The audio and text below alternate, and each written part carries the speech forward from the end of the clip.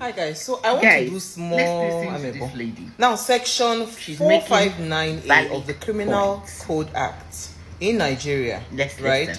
Obstructing an aircraft. It says any person who by any unlawful act obstructs, causes an alteration to be made in the course of or in any way whatsoever hinders or impedes the movement of any aircraft which is in motion on or in flight over any aerodrome is guilty of misdemeanor and is liable to imprisonment for 2 years. So this issue around Kwam 1, I just read the statement that the Minister for Aviation, Festus Keyamo, released.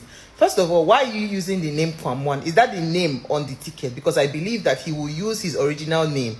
You know, I think Wasiu Ayinde, I think that's his name. Then AKA Kwam 1. That should be the name that you should put on that letter. You should not be calling him Kwam 1 because the law does not recognize a Kwam 1 as an official name. It's an AKA. That's number one. Number two, I was traveling at Heathrow, right? And I remember I had a terrible cough.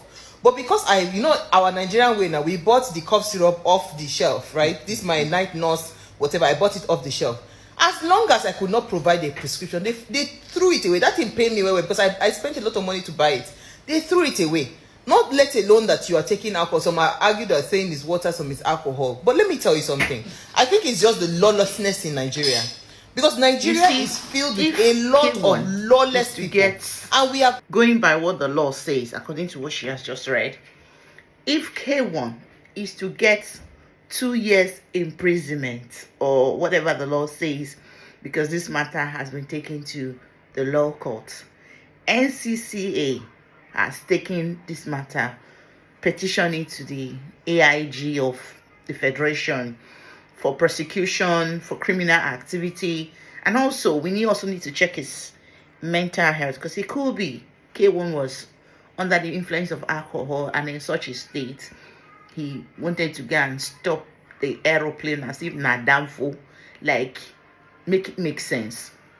Let's assume he's under the influence of alcohol and he does this, and the law has said it's a criminal case, and once it's a criminal case, it has to be charged to court, pending the fact that Festus Keyamo, the Minister of the Aviation, has given him 6 months ban.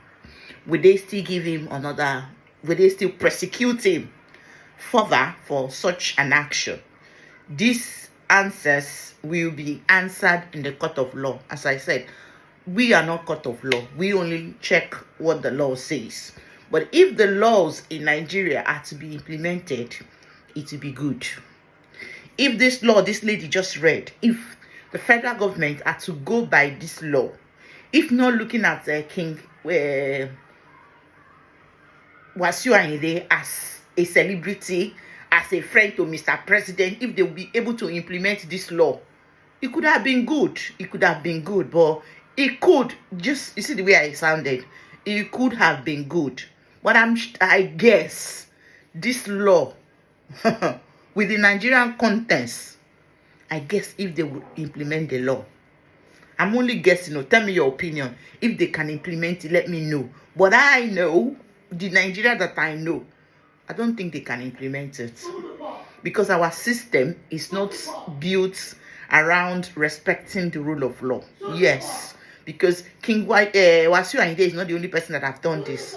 Adams Oshomole did the same thing and nothing happened, and that's why some other high-placed individual could go to the airport and flout the rules that guides aviation protocol. So if it will be implemented, I don't know. But what I know is that with the Nigerian that I see, I don't see it being implemented because of the personality of the individual involved and the kind of person he knows from on top, from below, they'll be scared to do it.